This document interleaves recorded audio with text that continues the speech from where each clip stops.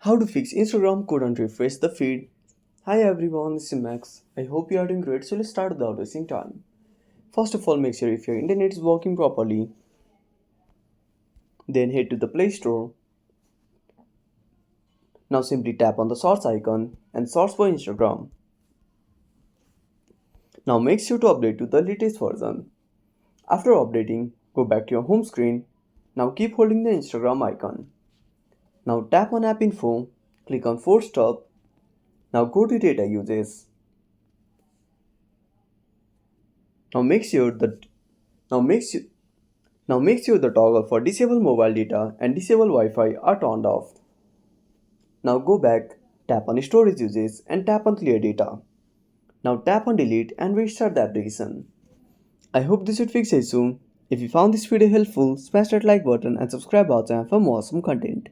Have a burning question or suggested topic? Drop down a comment below. This is Max signing off until next time.